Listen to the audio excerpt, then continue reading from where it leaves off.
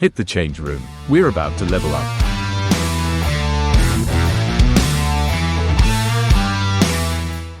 It's 3 p.m. You've had a busy and stressful day. Your inbox has been crazy. Meetings have been crazy.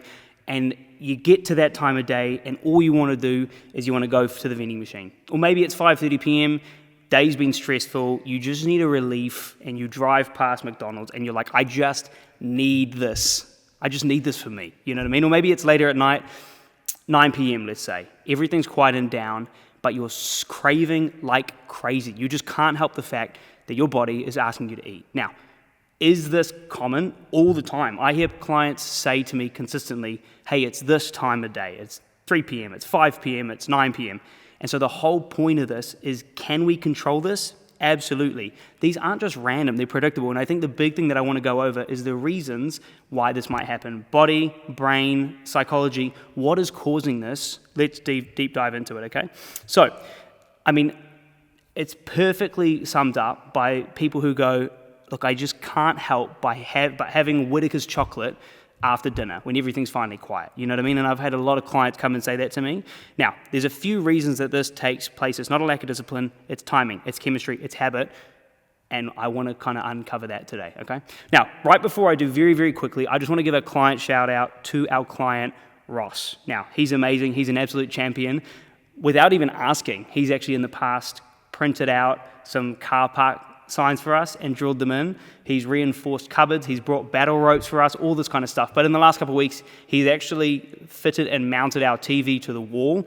And so I'm just super grateful for clients like that. They're amazing, he's crushing it. But I just want to give him a shout out because he's an absolutely amazing member of the community and he just always can't wait to do more stuff for us. So hey, shout out to you, man. So let's dive into it. So the first thing is, let's explain the problem. Why does it take place? What is actually going on in our bodies that causes these kind of cravings at repeatable times to happen?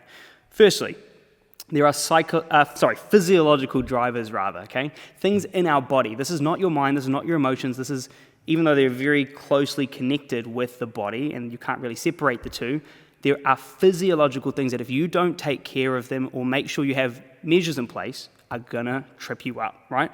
So, if you haven't eaten enough protein or fiber in the day, or you've skipped meals, that is number one for making sure that we've actually addressed that. Because what's gonna happen is if you aren't satiated, your body is gonna do a couple of things. Firstly, your blood sugar levels are gonna drop. Cortisol is likely to rise, and it's actually much harder to manage it when it starts to rise. But I think in amongst everything here, ghrelin is the body's hunger hormone, and it is going to tell you to eat if you have not eaten or are not satiated. So the reason that's so important is there's already a concoction of stress and habits and complexities going on in your life. And if you haven't addressed the physiological part of this, am I actually addressing the fact that my body is genuinely hungry? You are just going to make it so much harder for yourself. So your brain has got its reward center going, hey, I'm hungry, make sure you get some food. Number one, making sure that we address that, okay? There are circadian rhythms as well, and you probably know circadian rhythms from sleep. It's actually a cycle of your body's hormone fluctuations on a daily basis that allow you to have a repeatable sleep and alertness kind of fluctuation. Now, your circadian rhythm actually drops your alertness towards the afternoon and evening. So the idea of you actually not being as alert to make good decisions is actually just part of biology. It's okay, we don't fight it, we just need to know that, okay? There are obviously psychological drivers, right? So decision fatigue is a really big thing. People are stressed and they've been carrying that stress and making decisions all day. Now you have to make good decisions in the evening as well. What an absolute nightmare, right? What an absolute nightmare. Stress also pushes cortisol up. So your body is likely got a lot of stress hormones if you've had a stressful day. And firstly, cortisol makes it harder to make good decisions, but also it actually craves relief. And so a lot of the time you'll go to foods that produce dopamine and serotonin to reduce cortisol and make you feel that, I feel fine again, okay? I feel good, okay? And so again, I think this is the big part of this, is that when your body is craving relief from cortisol, from stress, it knows that if you go to that piece of food in the past, it's given you that relief. And so guess what it's going to do next time you need that relief? It's going to go to that same thing because we've wired it as a habit. Your brain knows that that's the solution. I'm going to go to that when I'm stressed, okay? Environmental triggers, these are pretty obvious. When the cue is easy, the response is automatic. It's not even a choice. You know, if you have candy in your drawer, you know what I mean? Or if there's a vending machine close, that's a harder one, but you're going to go to it. If there's chocolate in the pantry, these are all things where sometimes there's not enough of a delay created between the thought and doing the thing that sometimes you actually just act without much thought at all, okay? So it's not about weakness, that's the big thing. It's actually a perfect storm of habit and environment and biology and hormones that cause these repeatable things. As long as we know that, we can address it. So what is the fix, okay? We've got a methodology that we refer to as RER, okay? So this is one we put a bit of time into thinking through. Refuel, number one, examine, and then replace. I'll make sure I get it right, you know? Let's not mess up the methodology. Refuel, examine, replace, RER, okay? So what does this look like? The first one is refuel. Make sure you're refueling early in the day. So what does that look like? Make sure you can have consistent meals through the day if you notice that you get hungry, and that's going to be making sure the meals that have protein in them and they have fiber. The recommendation that we give usually is about 30 to 40 grams of protein in a meal is a really good kind of idea of how much you're looking to get. And so the idea is we want to make sure that we're having foods that are going to satiate us. If you're going to have carbohydrates as well in these meals, make sure that they are, if you can avoid it, simple sugars, things that are going to be really easy to digest and fast, like candy, for example, or even a piece of fruit. Nothing wrong with a piece of fruit, but realizing that that's actually going to be much faster digested, and it's not going to keep you satiated as long as things like potatoes might, you know what I mean? So, obviously candy versus potatoes, they're two obviously different options. If you can go for slow-acting carbs, they'll usually digest slower and keep you fuller for longer, okay?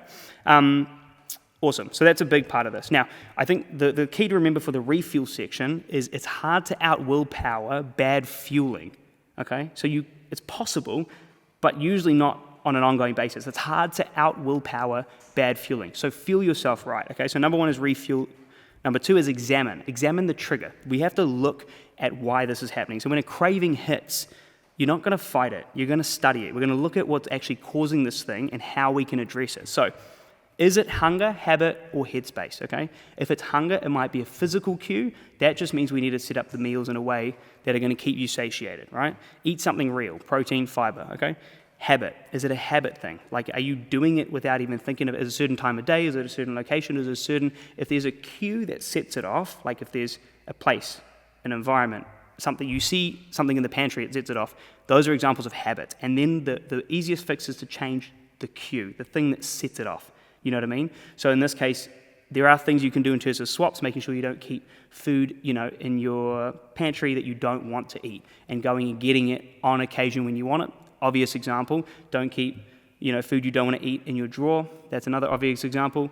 What's another good example? If you know that it's 5 p.m. when you get home, you sit on the couch, and the sitting on the couch causes you to veg out and then eat what you don't want to eat, maybe something as simple as when you get home, having a healthy snack ready is changing the cue, and then just knowing you go for a quick 20-minute walk. Something as easy as that can actually replace how you just fall into these habits, So, hunger, habit, and the last one is headspace. Have a think about headspace, because if it's a stress thing, what your body is trying to do is it's trying to get relief from a lack of chemicals or too much chemicals. So, for example, if your body is, pumping cortisol and it needs relief from that cortisol, that's very often where you'll go to these foods, right? If you're bored and you want some stimulation, then you'll go to foods that give you dopamine and serotonin, So I think in this case, noticing what that's causing that and essentially allowing yourself to find a different way to achieve the same thing. There are, for example, if you are stressed, if it's a stress thing, go for a walk, have a shower, do some journaling, call a friend, watch a comedy video even, you know what I mean? If you're bored,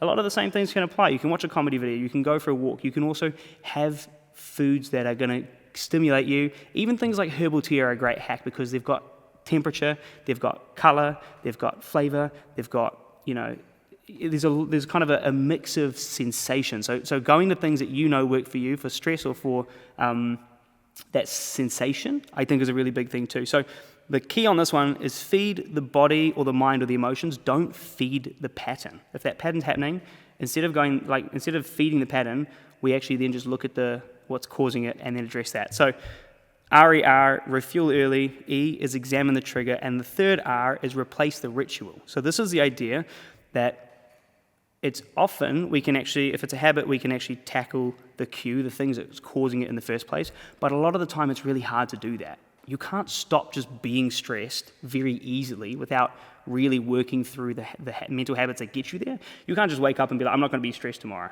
And it's not always that easy, right?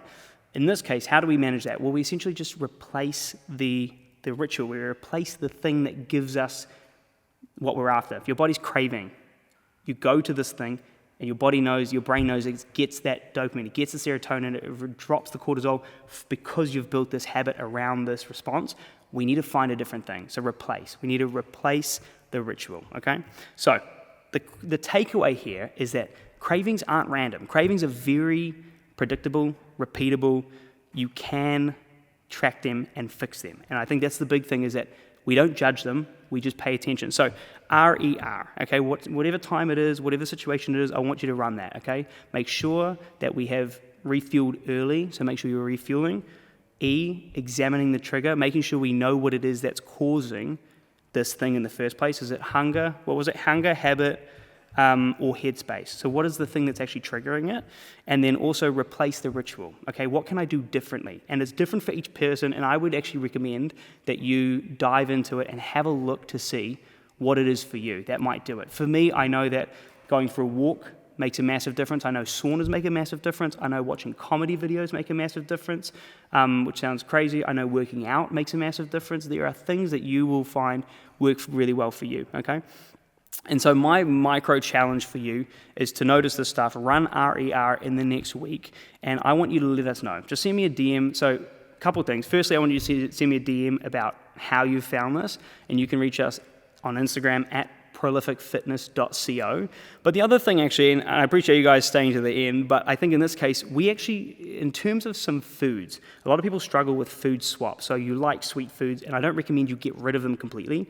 If you want some recipes that are actually really satiating, high protein, low calorie density, and are sweet, because it's usually what people crave towards the evening, let me know, because we've actually built out a bunch of them internally. And so I'll actually get friends from our team to get those together. And if you send us a DM asking us for those recipes, we'll actually send you a list of those recipes that we've kind of got in the archives. So absolutely reach out, but also reach out to see how this has gone, because I actually really want to know how this has gone for you. And always, look, we are open to feedback. We want to hear how you're doing.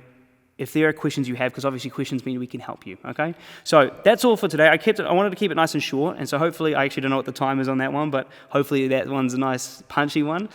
As always, look, we are here to create life-changing body transformations, and obviously this episode is a way of us being able to do that. So please let us know if you have questions. Otherwise, I'll see you in the next one. It's been great having you along. Talk soon. Hit the change room. We're about to level up.